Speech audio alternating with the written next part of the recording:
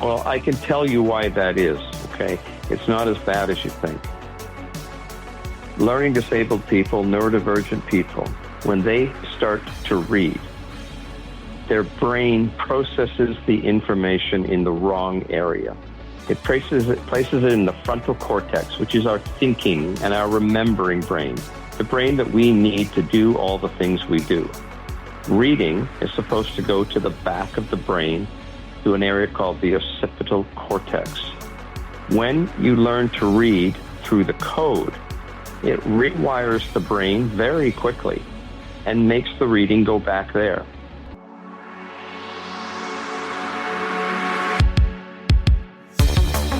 Welcome to OTR, Over the Rainbow, Achieving Mental Health for Real.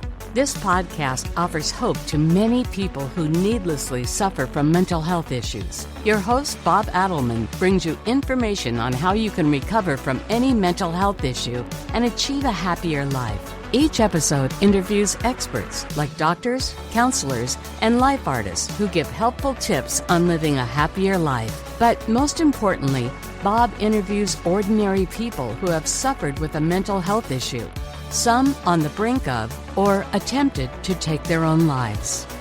Each one has recovered to lead a much happier life. Most of the guests have books or websites with more info that you can use for recovery. Welcome to Real 6 Best of 2025. The 2025 chapter begins with a simple premise. Every story we carried into this year matters.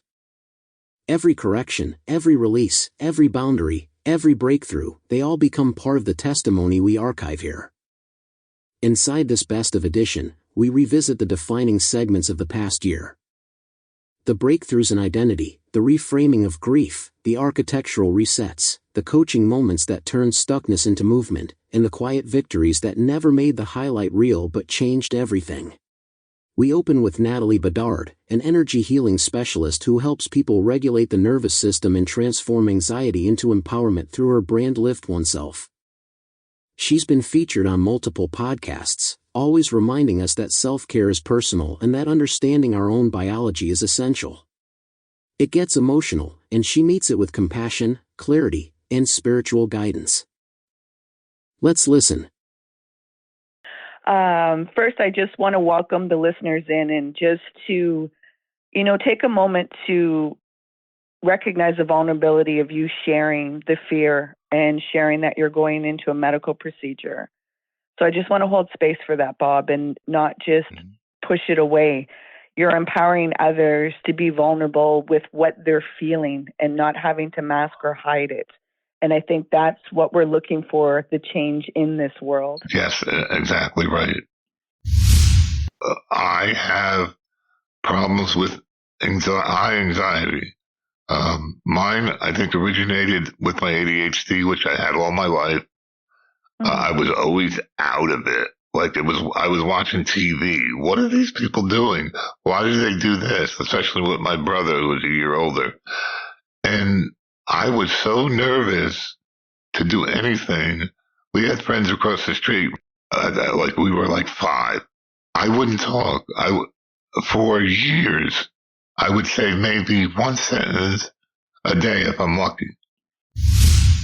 They were from World War II, and they were either sane or you're insane. There's two binary things that you have to be. Otherwise, you're insane if you don't measure up to what people expect. And I think that's caused so much pain in this world. It's incredible. I mean, and I'm very empathetic. I feel people's pain. I don't want anybody, I'm a people pleaser because I don't want anybody, especially my loved ones, to be sad.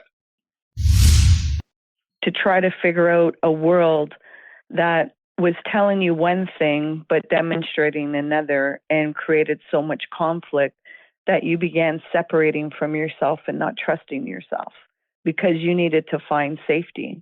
You didn't want to be separated from your parents, from your family, because that's what your safety was. Bob, at a young age, felt emotions that the people around him did not want to feel. So you had to learn very quickly that the fear and the emotions that you were feeling, and probably you had questions, yet you couldn't articulate that because it didn't feel safe. You began the protection. Next is Helen Cernit, host of the podcast Sleep Lists and a dedicated sleep and wellness enthusiast. Her show uses simple, soothing lists, numerical, chronological, or alphabetical, all designed to help listeners drift off before the episode ends. For folks who aren't familiar with me, my name's Helen Cernit, and I am the host of a podcast called Sleep Lists, which is designed to help you fall asleep. I'm also a voice artist, and all of this came about after I completely burned out from 20 years or more of working as a fundraiser for nonprofit organizations. And I came to the point in my mental health and wellness and my physical health and wellness where I needed to quit that work and reset. And one of the things that I focused on as I was resetting and as coming on across my restoration, my recuperation, my convalescence, if you will, was how valuable sleep and restorative sleep in particular is. The benefit of that antidepressant, the fact that I was no longer feeling like life was purposeless and there was no reason to go on, that benefit was huge. And I was willing to live with lots of different side effects. Right. But as I started benefiting more and more and creating new mental health habits through talk therapy and new cognitive behavioral therapies that I was practicing, those side effects became something that I was more and more aware of. And I talked with my prescribing physician and started slowly working on, and with their support and with therapeutic support, working on changing those medications so that I was still feeling the benefits and not negative side effects. But you're saying that I shouldn't try to change and go to bed early? Because I think there's a lot, I want to mention that I think a lot of ADHD people are night owls because it's part of the package.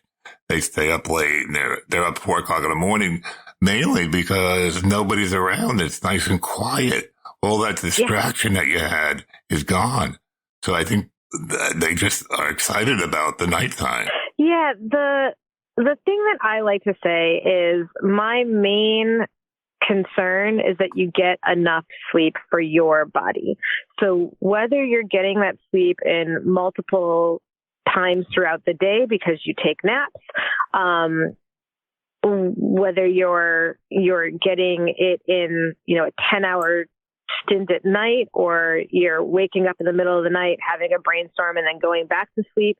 Like for me, it's really more about, are you dedicating 8 hours or more a day to the practice of sleep, however you're divvying up that time? And if you are, and you're still feeling tired about things or things aren't quite right, then we look at, okay, how else can we optimize for your body, for your needs, for what works in your brain? Khushbu Chabria, a neurodiversity specialist, career coach, and mental health advocate, reshaping how workplaces and schools include neurodivergent people. We talk about why ADHD, autism, and other forms of neurodiversity are not disorders, and why every brain deserves the right accommodations. Khushbu is the co-author of Neurodiversity for Dummies and leads transformative work through neurodiversity pathways at Goodwill of Silicon Valley. She brings a powerful, authentic perspective to this conversation.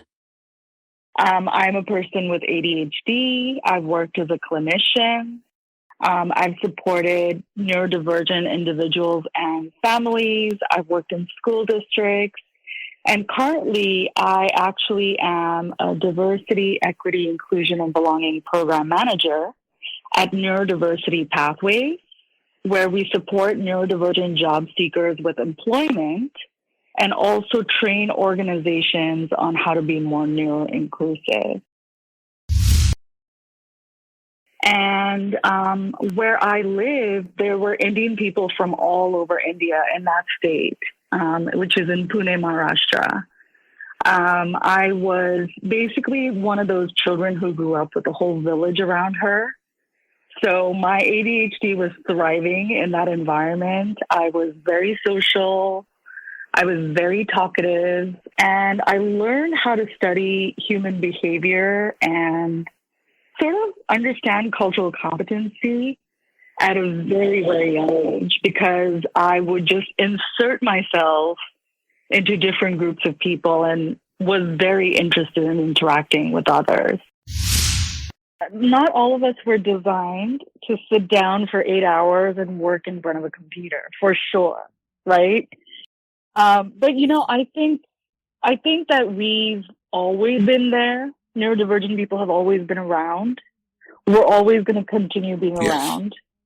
We are in every sphere of society, right? Everything you look at, you know, art, sports, business, leadership, we're in every sphere of society. And I wouldn't say that it's that people intentionally wanted to exclude us. I think that we as a society move towards doing things in a certain way based on a majority, right? And we just have to think about how are we going to change our systems, our processes, our procedures, our policies in order to accommodate everyone. Because, you know, I would argue, Bob, that even if you ask two neurotypical people to solve a problem, it's very much not likely that they're going to solve it in the same way. Dr. Frederick Schiffer joins me to discuss his groundbreaking new book, Goodbye Anxiety, Depression, Addiction, and PTSD, The Life-Changing Science of Dual Brain Psychology. A best-selling author, psychiatrist, public speaker, and part-time assistant professor at Harvard, Dr. Schiffer has spent decades studying how early trauma, brain laterality, and emotional patterns shape our mental well-being. His work explores how the two hemispheres of the brain can function like two competing minds, and how treating the more troubled side can reduce symptoms of anxiety, depression, PTSD, and addiction. Let's listen. And I was rereading a book on the split brain studies. And these were studies that were done in the 1960s and won the Nobel Prize. And they operated on patients with intractable epilepsy. And so they really couldn't function in life. And so they did a radical surgery where they cut the connection between the left brain and the right brain. And the result was, and most people didn't understand this, but the real result was that when you cut the left brain, the connection between the left brain and the right brain, you had two different people. One hand wanted to smoke, and the other hand kept putting the cigarettes out. Wow.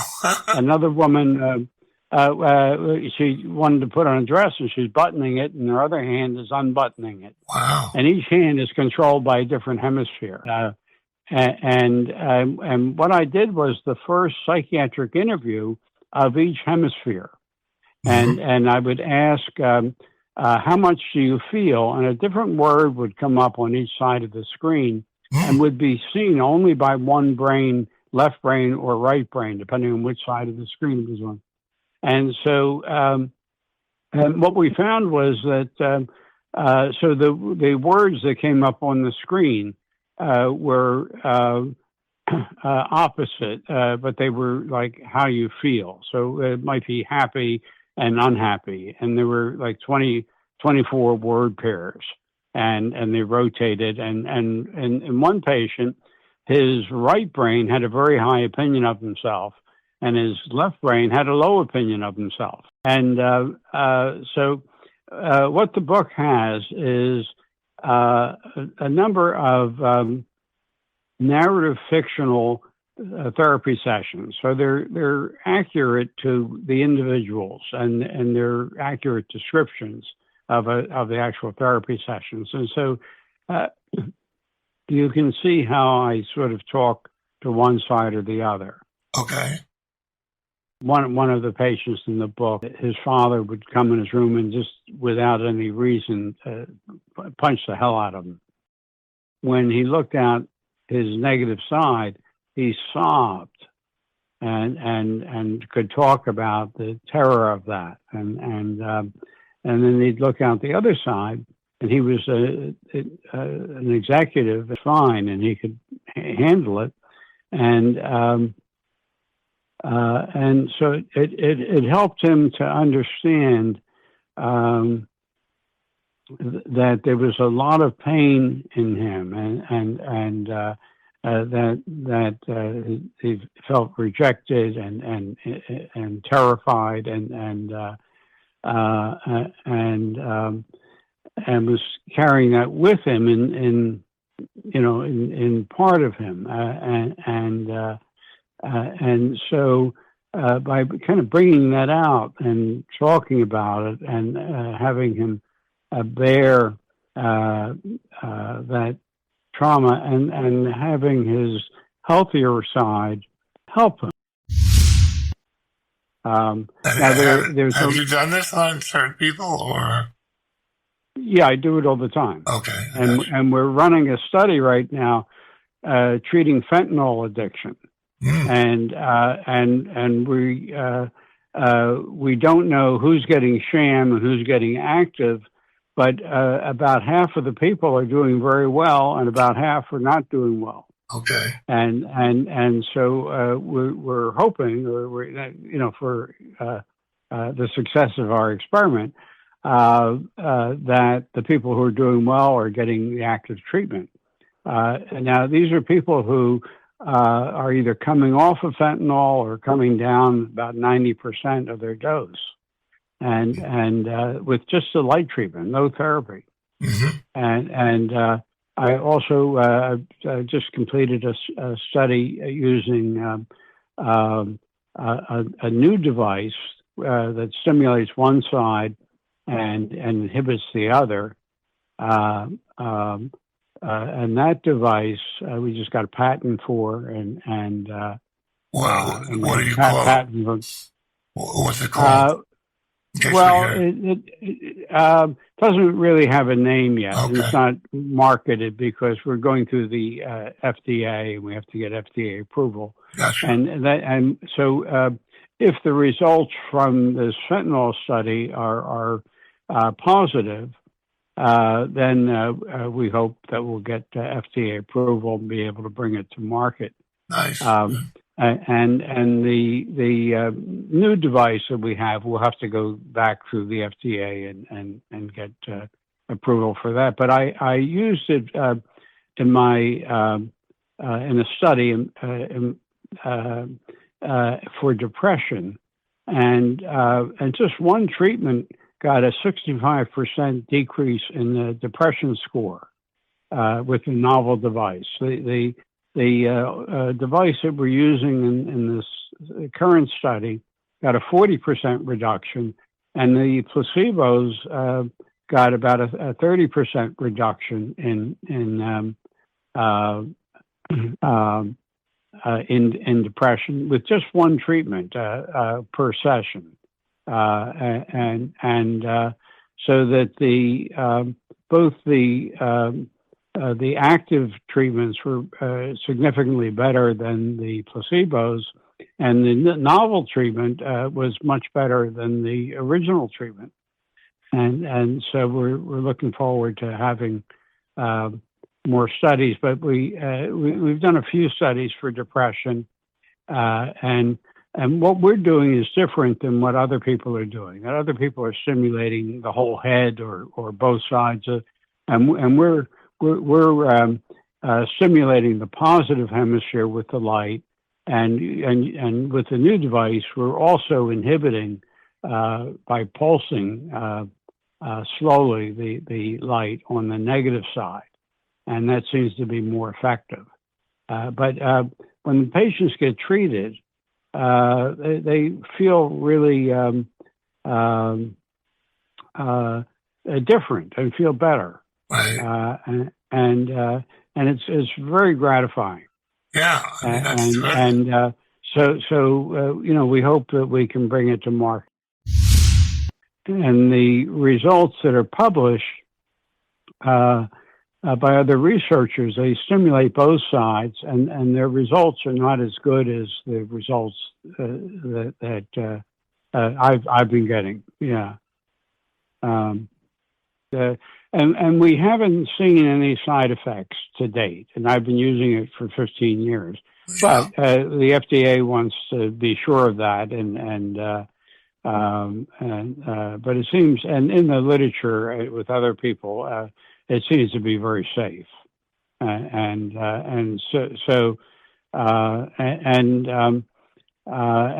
think, compared to like SSRIs, I think it's much more effective.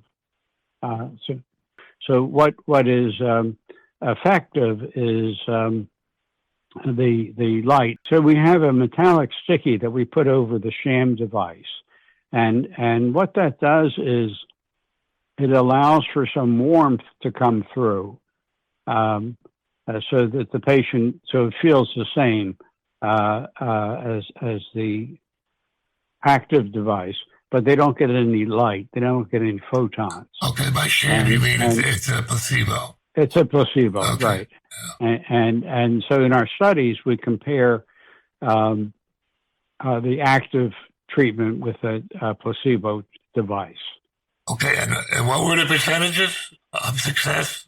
Well, in the current study, we don't know yet, okay, because we don't know if the people who are getting better are getting the active treatment. Okay. But a lot of people are getting better. Okay. And about half aren't, are anticipating that they're getting sham, but we don't know that. I got you. And we have to get the results. But in our phase 1 study, where we were just studying cravings, not use. Okay. What we found was that the active treatment, given over twice a week for 4 weeks, resulted in a 72% decrease in cravings in the active treatment and a 35% decrease in the sham group. Okay. And that was statistically a huge difference. Yeah, that's a lot. Yeah, but I imagine if it all works, a lot of psychiatrists and doctors will get it. That's right. That's what we're hoping. Yeah. Okay. We're hoping actually that we change the field. That'd be terrific. And also that it gets integrated with dual brain psychology. Okay. And that if I have a patient in my office and we're working with the envelope, or I have sunglasses that have a similar effect. Yeah, they're on the cover of your book, right? Right. And then we're working on some others that are just wellness devices, wellness glasses,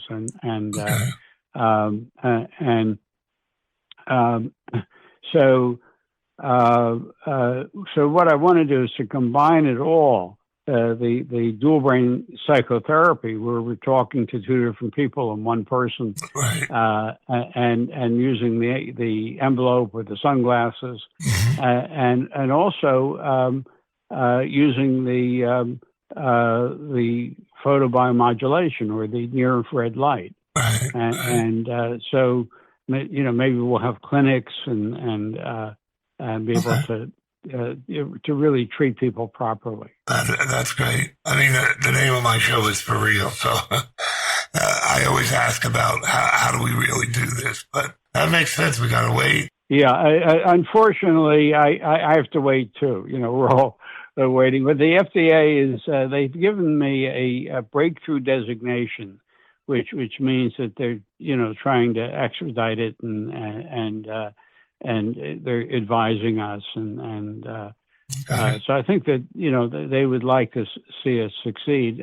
But of course, we have to also analyze the data and confirm that it's working the way we hope. Well, I hope it works out. I mean, that would be tremendous for especially the hard cases that don't react to SSRIs. So yeah, and if a person feels good after the light treatment. They feel really well. It opens a window. Mm-hmm. It's like someone who just felt despair and hopeless, and it lasts about 3 days. So it's not like it's a permanent cure. But if they got treated twice a week, it would be better than SSRIs, the Prozac type drugs. Right. But but I think it would be better in conjunction with talking and having an understanding of the trauma and how to bear and grieve and get the two sides to work together. It definitely brings what I want to bring out in this show is hope. Somebody that's really bad wants to do something. That's right. Yeah, he now has hope to hold on and wait for these things to come out because they're right around the corner. So, in a year's time, we might see this happening. So that would be really good. And that's why I put you on the show, because I know how important this could be. It is. It's urgent, and we're the study with the FDA is for opioid addiction, which turns out is just fentanyl today. There's nothing else out there. Right. And so if we get approval for that, then we'll go back and try and get approval for anxiety and depression and PTSD and addiction and other addictions. Next, and hear why David Chalk's story matters. From being written off as a kid to becoming a pilot, tech founder, and reading advocate, David now offers his ReadingRoad.ai beta program free to anyone who signs up. His appearance in The Truth About Reading shows a transformation that brings many dyslexics to tears, and his mission is simple: no one should suffer alone. I am a severely learning disabled adult. I have ADHD, dyslexia, a thing called prosopagnosia, which makes it very hard to recognize human faces. And growing up as a child, I was undiagnosed, so I had no idea. My school days were very difficult. In the classroom, there was bullying and humiliation. Teachers thought I didn't want to learn. I was sent to the office, put in the corner, all the things that would make a child want to quit school, except I really wanted to learn, but it was difficult and I didn't know how. When I graduated, I decided that I was going to make something of myself. Many people that graduate in my condition give up. And that's one thing I try and help people with that are in school or adults that don't have a lot of faith in their self-esteem. So I really worked hard. I became an airline pilot when I was 20. My ADHD made it too hard for me to sit still in the cockpit. So I went into business. I started many companies, some of them well over 100 million, 500 employees. And I had sold them. But when COVID hit, I lost everything I had. Oh, no. And it set me back and had me realize I needed to deal with something, which was learning to read, because I could not read. I have a good vocabulary and I know how to read words, but I had to sound them out. So I went very slowly. And I could understand the meaning, but if I was handed a document or a paper or a contract, I'd have to have someone else help me do it. But the reason I was able to make it is not because I could or couldn't read. It's because most human beings are really capable of putting themselves out and doing incredible things if they believe they can do it. And that's what my mom taught me. She taught me to really give my all. And that's simply all I did. And, there's an old saying that says 95% of life is just showing up. Well, I showed up with bells on, did everything I could, and struggled through. Always difficult, but I found out success wasn't that hard. Right. Now, I'm developing artificial intelligence to help children learn to read who are dyslexic and ADHD. Okay. And a number of years ago, I was doing a lot of research on neuroscience of the brain. Mm-hmm. How do we learn? Why can some people learn, some not? Some, even though they can't read, are really smart, and they just keep pushing forward. I was fortunately one of those. And I found out in my search that the brain has a number of neurochemicals that get released on certain occasions. And so for people with learning disabilities, they don't typically get released. Right. So therefore, the child starts acting out, bored, frustrated, class clown, bully. It can be anything. It's the lack of dopamine, to be exact. Exactly. Yeah. A lack of dopamine. I finally found a medicine that upped my dopamine and got me out of bed and got me doing things. And it's like a magic medicine, and nobody knows about it. Yeah, and that's a great thing, because that is what it is. But there's even more. There are other neurochemicals, one very important one called acetylcholine. And acetylcholine is the one that really has the memory, remember things. So going back to your question about flying, is that I knew that I could do things and I wanted to. But because there was not enough dopamine in my brain, and as soon as things started going bad in the classroom, you shut down, and then you got cortisol. And cortisol is like hell. It's the one that makes you act out. It's the one that makes you disrupt the class. So it only gets worse and worse. When I graduated, I wanted to be a pilot. And what happened was, first time I went flying, you know where dopamine comes from, excitement. I was so excited that I literally learned to fly in just a couple of hours. I believe it. And yes, you're right. I had to write the test. One thing about dyslexia, it's got very good spatial orientation. A lot of pilots are dyslexic because we know how to move around in three-dimensional space really well. Yeah, we all search for the dopamine in different ways. Yeah. In different ways. Some people will cut themselves. That's the most extreme situation. I get... suicide. For me, suicide, which is really bad. That's what I hope to prevent in these broadcasts. But for me, it was, I get nervous. I get extremely nervous before the show, before the meetings. And when I get to the meeting or get to the show, I couldn't be more relaxed. Because all the dopamine goes flooding into my head. So what happens before the meeting, like me, I'm the same way. Yeah. So we go into fight or flight. Right. And fight or flight causes anxiety. And then it causes the brain to numb down a little bit. It's all part of fight or flight. So we think we're going to do bad and we're nervous and we're worried. And this would be true for many of your listeners. But if they would push themselves, and that's what I was saying, that's what you've said. When you push yourself over that hump, you go into another state called flow, F-L-O-W. And it's like flowing of the dopamine. And it is real. And when I'm in that state, time passes.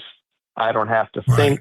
The words come out of my mouth, and you know that. But I wish other people did. But the danger to this, the real danger to this, is that people will create their own trauma to get that dopamine.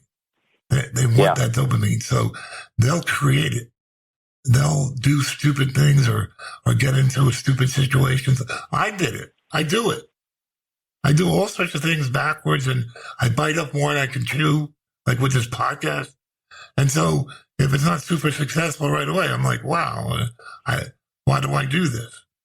But my biggest issue is that I am so uncomfortable before something happens that I really can't decide if I like doing this or not. I like every other aspect, but when I have to deal with people hurt me all my life. So I am afraid of peers and people in authority. So I have like a little bit of a talking problem with that. One-on-one, I'm okay. But the minute I get into a group, forget it. I'm like not there. Yeah. I know what you mean. So, and there's many people like that. Yeah. Unfortunately, there should be a way to get more dopamine like they did with my medicine. I mean, the only problem with that is I think I got a little anxiety added into it. So when COVID came, I got hit very badly financially. And now I was 62, started a lot of companies, but I had lost everything at that point and didn't know what to do. So I was talking to a friend, and I said, it's really a shame that I never learned to read properly, and the ADHD and dyslexia make it hard to really get going. And she said, well, I know a man in California, a famous man, John Cochran, who wrote a book about dyslexia, creating a documentary, and he's looking for an adult who can't read, but is willing to go on camera in front of people and show that he can't read, and then take a special reading program. And it'd be very embarrassing, and, it was. But I just decided that maybe the universe was giving me a chance to do something else. So I went and took the program, and it was all filmed on camera. The documentary is called The Truth About Reading. It plays on Apple TV and Prime. 2020 did it. 2020, yeah. Yep. And it so it has a very good story of what happens in the reading system and what happens to all the kids that can't read. And then I learned how to read in 11 hours. Wow. And nobody could believe it, but it's all on camera. Wow. And the reason is I went into that place with the dopamine and the acetylcholine, just like when I learned to fly. Mm-hmm. And they gave me a different way of learning. It's not about reading words on the page. It's explaining that the English language is a code. Everything is language. We speak, we hear, we know words. The only reason we have it on paper, like from computing, it's a storage mechanism. And in order to put it on the page, it has to be coded, the way Morse code or the way you would write a computer program. You have to know the code. Well, schools don't teach the code. So they tell you that there's 26 symbols, the letters of the alphabet, and there's only 44 sounds. And, different ones make up all the different words. And they show you how they relate to the words. And then after a couple hours of doing that and practicing it, you see that your brain doesn't have to read the words. It looks at the symbols the same way you can look out your window, a tree, a car, a stop sign. Like, you don't think about it. And so when you're taught that way, immediately you can learn how to read. And in doing that, I decided that there are millions of people, hundreds of millions of people that suffer from not reading. So that I would develop an artificial intelligence program that could do just that. That it could teach someone to read, get them excited about it, and do it the same way I did. And that's what I'm developing right now. Wow. I would like a copy of that, because I suck at reading. I don't even read. I let the voice review, read over. My problem is I can't remember what I read. I'll get to the bottom of the page and I'm like, what the hell did I just read? Well, I can tell you why that is, okay? It's not as bad as you think. Learning disabled people, neurodivergent people, when they start to read, their brain processes the information in the wrong area. It places it in the frontal cortex, which is our thinking and our remembering brain, the brain that we need to do all the things we do. Reading is supposed to go to the back of the brain to an area called the occipital cortex. When you learn to read through the code, it rewires the brain very quickly and makes the reading go back there. Then, when you are reading, that front part, the frontal cortex that was struggling to read the words, now has no pressure from trying to read. Now it remembers, now it understands, and now it can process the language. It's almost like magic. It's sort of like, it's amazing. Sending it to the wrong part of the brain. We don't have any capacity left to remember, to think, to understand. And it puts a lot of strain on the brain. But now, a couple of years after that, I don't read because I can. I read because I love it. And I read about 15 to 20 books a month. See, I can't even get through one book. I don't even pick up books. I'm totally intimidated. I think I read maybe one book every 10 years. Yeah. And this is why I'm saying it's so shocking. All those millions of people, they don't have to suffer like that. And that's what this show's all about. Information so people don't have to suffer needlessly. Right. Suffering's part of life, okay? But we don't have to do it and stab ourselves in the toe all the time if we can have a better way. And that's what the show's about, to teach them better ways.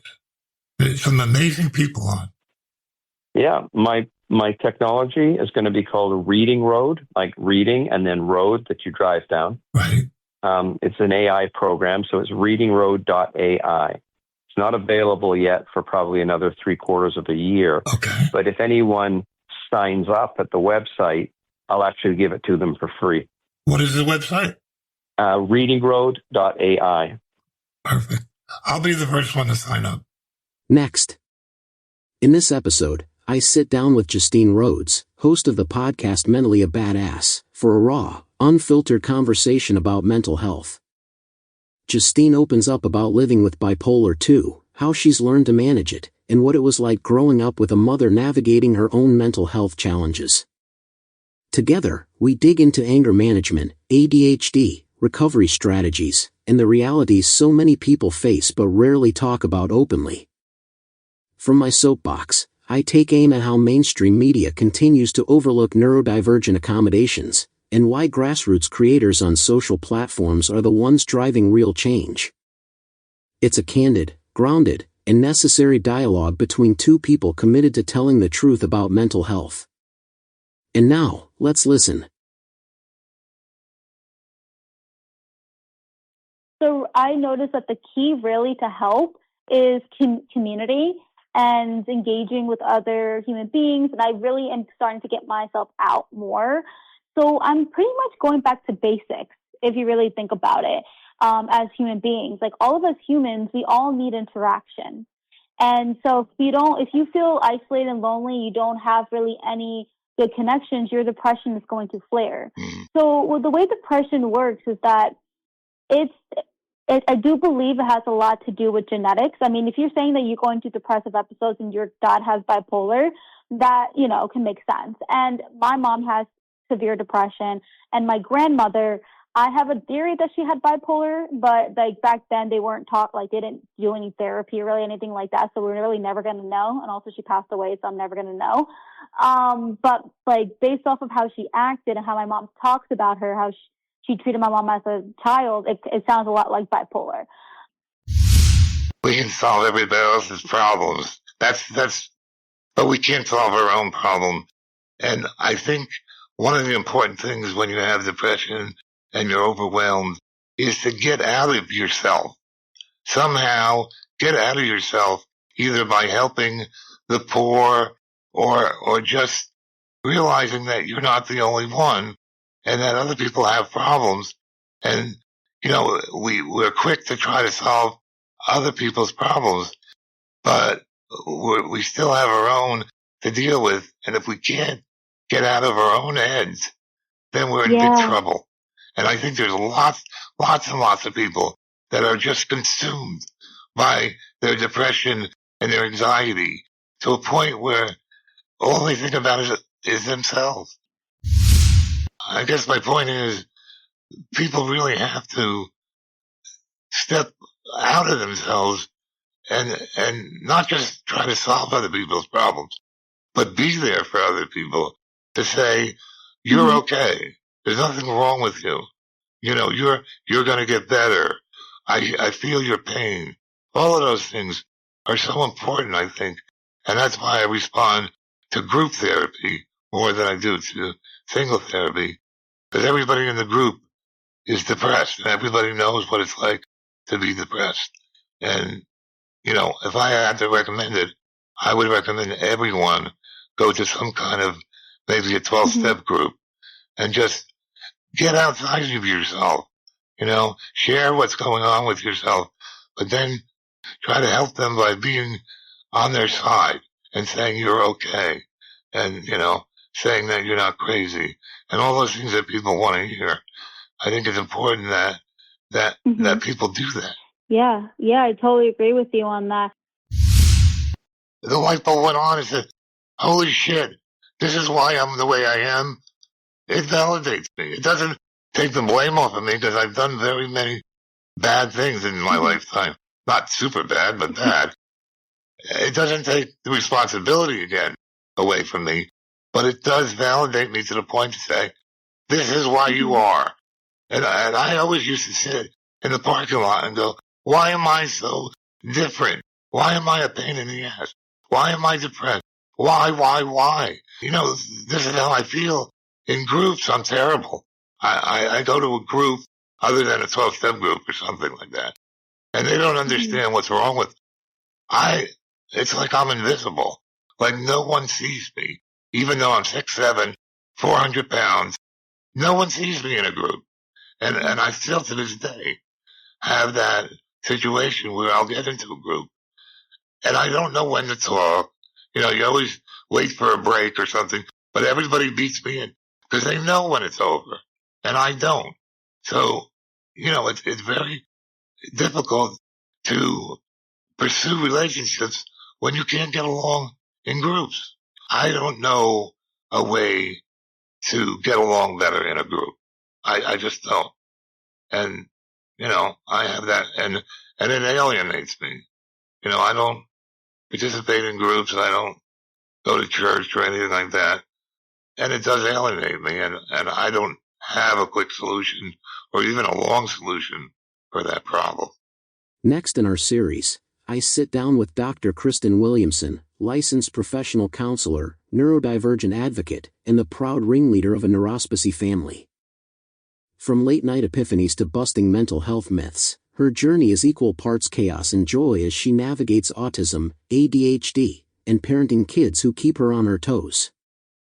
Discovering her own neurodivergence in adulthood gave her the clarity and the mission to help others embrace their differences and thrive.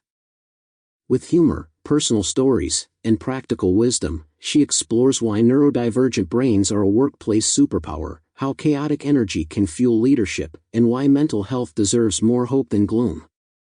When she's not counseling or speaking on neurodiversity and DEIB, she's debating pineapple on pizza, sharpening her main game, or planning her next adventure. Let's listen. I write memos. Yeah. I don't write memos. I write a template, and then I sculpture it. So I go over it. Oh, I like that. Like maybe 40 times, some documents. I wrote a lot of documents as an IT guy, and they were good documents, but, you know, there were thousands of mistakes in the first page. You know, I had to correct every page, redo it. I don't like the way it sounded. You had to do a lot of things. Yeah, my ADHD brain comes in and I have to go over things multiple times. Well, you know what happens is I always hyper-focused. Anything important, I hyper-focused on, did a great job, ran right through it, and then I was gone. You know, that was it. There's no brain cells left.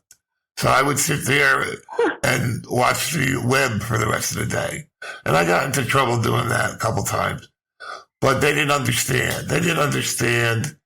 Nobody understood. I think a lot of us with, our spicy brains, we were perpetually the ones who, you know, our families saw as maybe the problem kids. Well, especially for you, you're a girl. Even though we weren't problems. I know you're a girl, you don't have dyslexia. And I'm a guy. I didn't have it either. Okay.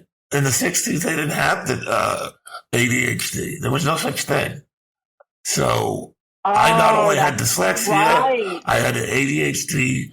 In 1970, I should have probably been put in a hospital at that point.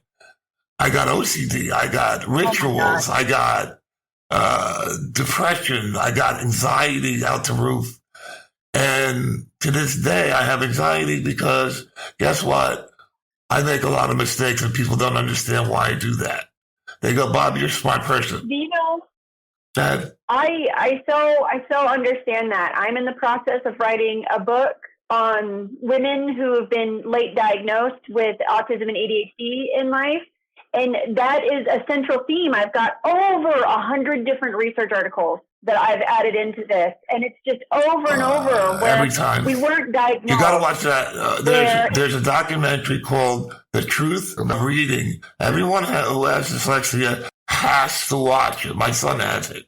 I told him he has to watch it. That to my list to watch. It's on Tubi, and I cried through the whole thing. Oh my gosh. I have a best friend of mine who's a therapist is dyslexic, so I'm going to send it to him too.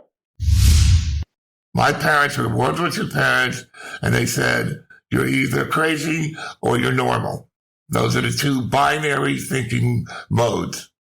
That's the problem with neurotypicals. They do too much binary thinking.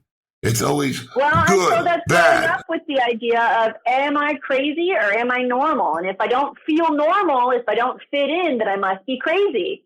Yeah, my one son in the middle, he won't talk to anybody.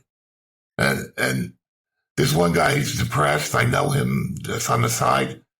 He also won't go to therapy. They're begging him to go to therapy. He won't. He'll do ECT. He did ECT and it didn't help him. So I'm trying to help him with, there's like TPM and there's the LSD and all that. There's a lot of different things you can try. You know, I got on a medicine that was great. The other people will profit from this medicine eventually when they figure out how good it is. But right now, everybody's like, oh, that medicine, why are you on that? It's for restless leg syndrome. I said, don't worry about it. Keep me on. Well, and, you know, I have come to understand that medication can help a great many people. It's the idea of we don't judge people who are diabetic because they need to take insulin. Why would you judge someone who has anxiety, needs to take something to help their brain? But see, I believe wholeheartedly that if I wasn't ADHD, I wouldn't have anxiety like the way I do, and I wouldn't have depression. A lot of people are coming into that. It's kind of a chicken and egg scenario. Was my anxiety started because of the ADHD? It's the anti-everything, in my opinion. I think ADHD is so important. We have to get a handle on it and then worry about everything else. OCD is really bad. I absolutely agree with you. Getting a handle on ADHD, it might, like if we, and this is why I like to come in and say these things. If we come in and we talk about this and then people can get assessed and learn, they may never need to be on anxiety medication because they know that they're not necessarily anxious. They're really overwhelmed. They're overstimulated. Right. Exactly. And also they have no self-confidence. Gee, I can't do anything. I'm a loser. You do it. I can't do it. You know. Well, ADHD has a really high prevalence of something called rejection sensitivity dysphoria, RSD, and I tell you what, it's growing up with a lifetime of the small micro cuts within you saying, "Why are you so weird? You can't do this. Why are you being lazy?" And then it just makes you feel 2 inches tall. But it went on. It's been going on since 1850 when they decided to make school one way, the neurotypical way. And it was over then. This next episode can't miss. My special guest is Bob Martin, a certified meditation teacher with an MSW to go with his JD. He has helped hundreds redesign their thinking for the life they dream of. Bob is a published author and professor of wellness at Elon University. Bob blends Taoist wisdom, brain science, psychology, and humor to tackle everything from breaking free of limiting beliefs to finding clarity and resilience in life's chaos. In this episode, Bob lays out how meditation really works and other great information. Meditation, that's a subject that's pretty popular, and a lot of people want to do it.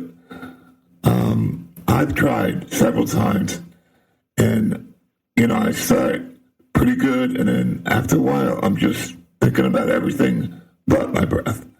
So, is there an easy method of meditating? Well, the first thing I have to say is that the question needs to be considered. The question assumes that the idea is to try to quiet your mind or to be able to maintain your focus on something, and it's not. That's just a huge misconception. A lot of people think that meditation is very passive. It's just sitting quietly and emptying the mind and being calm and, You might as well have some crystals around and incense and hug a tree and all that stuff. And it's really nothing like that. It's much more of an active process. So yeah, I don't have any doubt that you had what you think you kind of call a failure to meditate, but you were probably actually meditating. You just didn't know it. You thought you were failing, but you were probably meditating. And so if I can go into a little bit of like what meditation is. So meditation, you know, in the scientists have a word, it's called metacognition. It's thinking about your thinking. And there's nothing that's really unusual about that. We all kind of do it. We just don't do it intentionally, and we don't do it in a way that has some structure and consistency.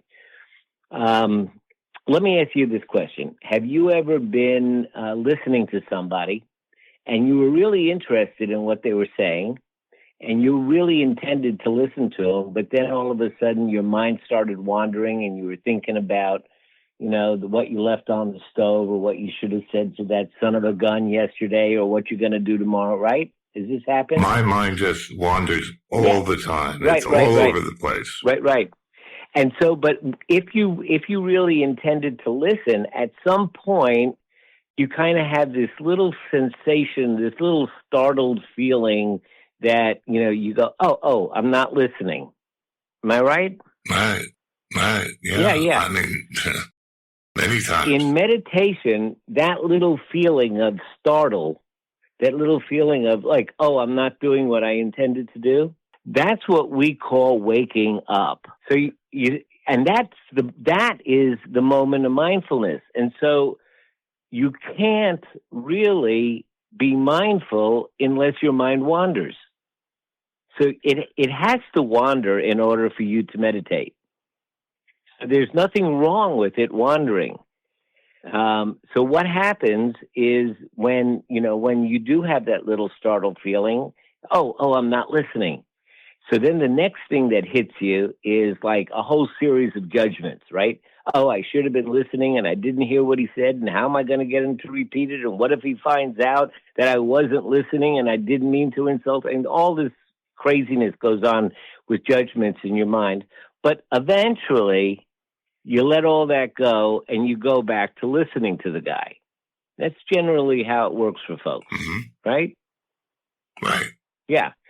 So that is the process of meditation, except we set it up kind of artificially, where I say, instead of intending to listen to the guy, I'm going to intend to pay attention to this candle. I'm going to intend to pay attention to my breath.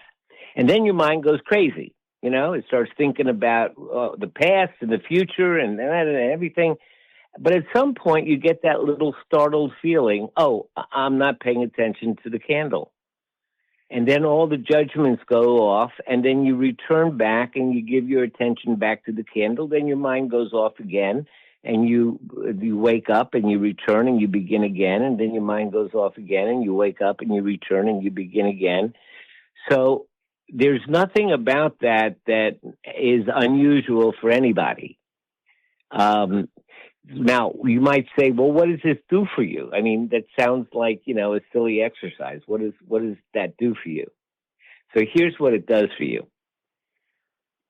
When your mind wanders, and then, first of all, when you set the intention to pay attention to your breath, it's like going into your brain and setting a little alarm clock and asking your mind to remind you when your mind wanders. So you do that. Then your mind wanders, then you wake up and you have that little sensation of all of a sudden coming to attention, of waking up.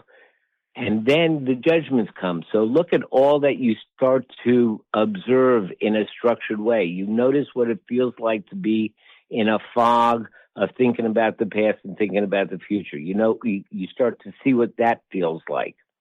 You start to see what it feels like to wake up.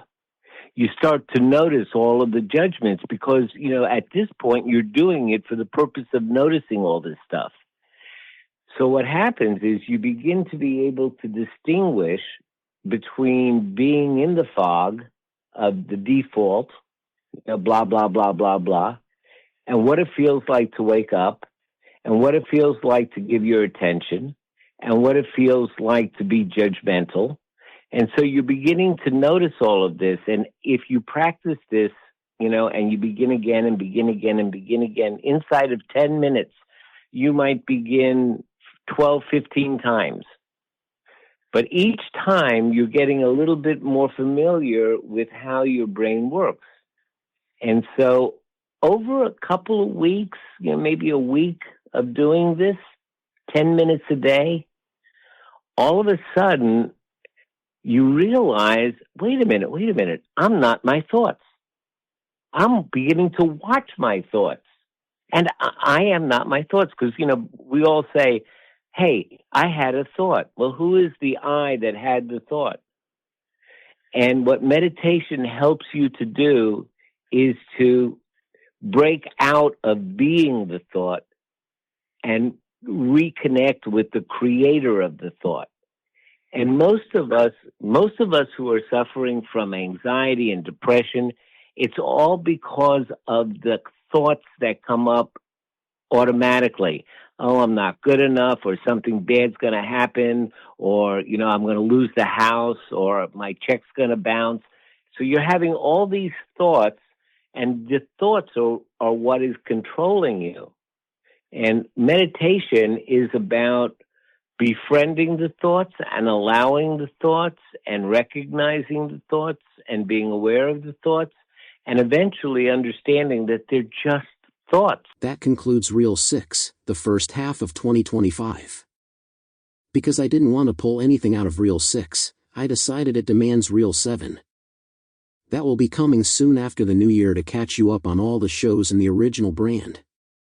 Which means on January 20th, the rebranding of OTR will start at midnight. Early last year I had surgery on my vocal cords, which unfortunately caused a very scratchy throat.